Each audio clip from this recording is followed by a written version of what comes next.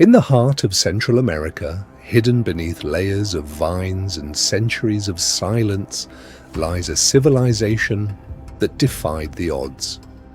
While Europe was still fumbling in the Dark Ages, the Maya were mapping the stars, building towering monuments, and creating a written language that would outlast empires. Their cities were once home to millions. Their knowledge rivaled anything the ancient world had ever seen. And then they vanished. For centuries, archaeologists have been piecing together the greatest puzzle in human history. Who were the Maya? How did they become so advanced? And most importantly, why did the greatest empire in the ancient Americas simply disappear? Today, new discoveries are rewriting everything we thought we knew. Laser scanning technology is revealing cities that have been hidden for over 1,000 years. Ancient texts are being decoded, revealing secrets that shock even the experts. And the truth about what happened to the Maya might be more relevant to our own civilization than we ever imagined. This is the story of the lost empire of the Maya, a tale of brilliance, catastrophe, and the echoes of a civilization that still resonates today. Welcome to Focusmint. To understand the Maya, we must first understand where they came from. Between 2000 and 1000 BCE, scattered groups of farmers began settling in the tropical forests of what is now southern Mexico, Guatemala, Belize, and parts of Honduras and El Salvador. These weren't just simple farmers, they were the ancestors of one of the most sophisticated civilizations the world has ever known. By around 1000 BCE, something extraordinary happened. These small farming communities began to organize themselves into structured societies. They built ceremonial centers. They developed a complex religion centered around the movements of the sun, moon, and stars. And they started building, and they never stopped. The Maya didn't build their cities in one generation. They built upon the work of their ancestors, generation after generation, century after century. Tikal, which would eventually become one of the largest Maya cities, started as a small village around 900 BCE. By 300 BCE, it was a thriving urban center with pyramids, temples, and thousands of inhabitants. Think about what was happening in the rest of the world during this time. In what is now modern-day France, Britain, and Germany, people were living in small, tribal communities with no written language, no advanced mathematics, and no concept of zero. But in the jungles of Central America, the Maya were calculating the movements of Venus with accuracy that wouldn't be matched in Europe for another 1,000 years. The Maya developed not one, but two complex calendar systems. The first was a 365-day solar calendar, remarkably similar to the one we use today. The second was a 260-day ritual calendar, used for religious ceremonies and divination. These two calendars work together in what's called a calendar round, a cycle that takes 52 years to complete. This wasn't just tracking days, this was understanding the fundamental rhythms of the universe, but the calendar was just the beginning. The Maya were about to reveal just how advanced their civilization truly was. If you've ever seen a photograph of Chichen Itza, you already know that the Maya were master architects. But what you might not know is just how sophisticated their engineering truly was. Every stone, every angle, every shadow was placed with intention. Take the famous pyramid of El Castillo at Chichen Itza. During the spring and fall equinoxes, the setting sun creates a shadow effect on the pyramid staircase that looks like a serpent slithering down the side of the structure. This isn't an accident. The Maya designed this deliberately. It was a celebration of Kukulkan, the feathered serpent god, one of the most important deities in their religion. But the pyramids were just the centerpiece of something much larger. The Maya built entire cities designed around astronomical alignments and religious principles. Every major structure was positioned to align with specific celestial events. The famous ball court at Chichen Itza, where teams played a game that was part sport, part ritual, was positioned so that during the spring equinox, the sun would illuminate a specific serpent head carved at the base of the court. The Maya ball game, known as polka tok, was unlike anything in the ancient world. Players wore heavy protective gear and had to strike a solid rubber ball using only their hips, elbows, and knees. The ball couldn't touch the ground. The goal was to get it through a stone ring placed high on the court walls. This wasn't just entertainment, it was a religious ceremony, and sometimes the winners were sacrificed to the gods. The Maya believed that the underworld, called Xibalba, was accessible through caves and cenotes, natural sinkholes that dropped into underground rivers. At Chichen Itza, the sacred cenote was a place where offerings were made to the rain god Chak. Archaeologists have found the remains of humans, gold, jade, and other precious objects at the bottom of this cenote, confirming the written accounts left by Spanish conquistadors who witnessed Maya rituals. Here's where things get really interesting. In recent years, archaeologists have been using LIDAR technology, that's light detection and ranging, to peer through the jungle canopy. What they've discovered has shocked the entire academic world. Underneath the dense forest of Guatemala, they've found an entire network of cities, highways, agricultural fields, and reservoirs that were completely invisible from the ground. In one survey alone, researchers discovered over 60,000 previously unknown structures in the Maya lowlands. We're not talking about hidden caves or forgotten temples. We're talking about an entire civilization's infrastructure, hidden in plain sight for over 1,000 years. And if these findings are any indication, the Maya population was far larger than anyone ever imagined, possibly numbering in the millions.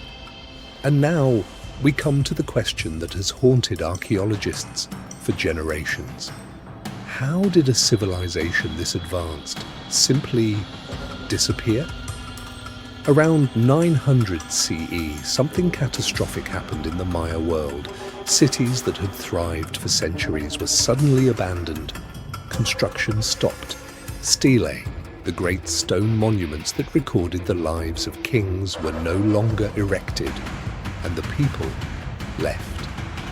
This period, known as the classic Maya collapse, remains one of the great mysteries of ancient history.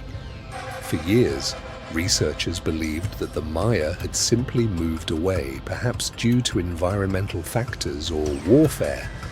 But as we learn more about what actually happened, it seems the truth is far more complex and far more cautionary. One of the leading theories involves climate change. Geological studies of lake sediments and cave formations in the Maya region have revealed evidence of severe drought periods that coincide exactly with the collapse of major Maya cities. During what researchers call the terminal classic drought, rainfall in the region decreased by up to 50%. For a civilization that depended heavily on sophisticated water management systems, this would have been catastrophic. You see, the Maya weren't just passive farmers, they were engineers. They built vast terrace systems to maximize agricultural output. They created reservoirs and canals to store and distribute water during dry seasons. When the rains stopped, these systems would have failed. Crop yields would have plummeted. Famine would have followed. And in a society where religion and politics were intimately connected, widespread crop failure would have undermined the authority of the ruling class. There's also evidence of warfare. Maya pottery and murals depict scenes of conquest and capture. Some cities show signs of burning and destruction. Researchers have found mass burial sites containing individuals who appear to have been executed. It's possible that as resources became scarce, Maya city-states turned on each other, accelerating the collapse. Recent research suggests another factor: political fragmentation. The Maya world was never a single unified empire. It was a collection of independent city-states, each with its own king, its own alliances, and its own rivalries. As the pressures of drought and resource scarcity mounted, these internal rivalries may have torn the civilization apart from within. The truth likely involves all of these factors: climate, warfare, politics, and social collapse. But there's something else we need to consider. The Maya didn't completely disappear. Their descendants still live in the region today. And some Maya communities survived the collapse, carrying on traditions that stretch back thousands of years. For much of history, the Maya were considered a mystery because their writing system couldn't be read. Unlike Egyptian hieroglyphs, which were deciphered in the early 19th century, Maya glyphs remained an enigma. That changed in the latter half of the 20th century, thanks to the groundbreaking work of researchers like Yuri Knorozov, who realized that Maya writing was phonetic, similar to our own alphabet. Today, we can read Maya inscriptions with near-perfect accuracy, and what they've revealed is extraordinary. Maya texts aren't just religious or astronomical documents, they're historical records. Kings recorded their conquests. Cities documented their alliances. Dynastic histories were carved in stone for eternity. For the first time, we can hear the Maya in their own words. Take Tikal's famous warrior Jaguar Paw, who expanded Tikal's power through military conquest. Or Yikinchan Kawil, who built the Great Temple II and led Tikal to victory over its rival Calakmul. These weren't mythical figures, they were real people with real stories, and for the first time we're learning who they truly were. But the biggest revelations are still coming. In 2021, archaeologists announced the discovery of a massive structure hidden beneath the El Castillo pyramid at Chichen Itza. Using non-invasive techniques, they found a subterranean river beneath the pyramid, confirming indigenous accounts of an entrance to the underworld. And just last year, researchers discovered the remains of a massive Maya city in the Mexican state of Tabasco, featuring pyramids, plazas, and what may have been an ancient sports arena. Today's archaeologists are using technology that would have been unthinkable just a generation ago. Artificial intelligence is helping decode previously unreadable glyphs. 3D modeling is allowing researchers to reconstruct entire cities that haven't been seen in 1,000 years. And DNA analysis is revealing connections between ancient Maya and their modern descendants that challenge our very understanding of what it means to be Maya. Perhaps the most important thing to understand about the Maya is that they never really left. Today, more than 6 million Maya people live in Mexico, Guatemala, Belize, and Honduras. Many of them still speak Mayan languages, not one, but over 30 distinct languages that are direct descendants of the ancient tongue. They still weave traditional textiles using techniques passed down through countless generations. They still practice agriculture, shaped by ancient traditions. They are, in every meaningful sense, the inheritors of one of humanity's greatest civilizations. In the highlands of Guatemala, Maya traditions are still very much alive. The sacred ceremonies of the past continue in altered forms, blending ancient practices with Catholic traditions brought by Spanish colonists. The 260-day ritual calendar, though no longer used for official purposes, still guides the lives of many Maya communities.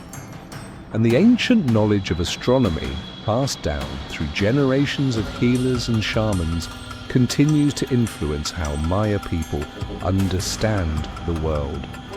Today, Maya archaeological sites draw millions of visitors each year. Chichen Itza alone receives over 2 million tourists annually. This tourism has created both opportunities and challenges. On one hand, it provides funding for preservation and research. On the other, it often separates ancient sites from their living cultural context. The question of who owns Maya heritage and who benefits from it remains a deeply contested issue. Maya communities today face significant challenges. Political instability in Guatemala has affected indigenous populations disproportionately. Land rights remain a contentious issue, and climate change is once again threatening the region with drought and extreme weather. But Maya communities are also finding new ways to assert their identity and protect their heritage, using legal systems and international forums to advocate for their rights. So what does the story of the Maya tell us? It's a story of human brilliance, of civilizations that reached heights we're still trying to understand. It's a story of catastrophe, of societies that fell when the environment changed and the systems they depended on failed. And it's a story of resilience, of cultures that survived and adapted and continue to thrive in a world their ancestors helped shape. In an age of climate change, political instability, and social fragmentation, the Maya offer both a warning and a hope. Their collapse shows us what can happen when we fail to adapt to our changing world, but their survival shows us that civilizations don't really disappear. They transform, they evolve, they leave echoes that resonate for thousands of years. The pyramids still stand in the jungle, the calendars still turn. And somewhere in the mountains of Guatemala or the jungles of Belize, a Maya elder still reads the stars the way his ancestors did 1,000 years ago. The empire may be gone, but its legacy lives on in every heartbeat, every breath, every moment of wonder that their descendants carry forward into the future. This is Focusmint. Thank you for watching, and remember, history is never really gone, it's just waiting to be found.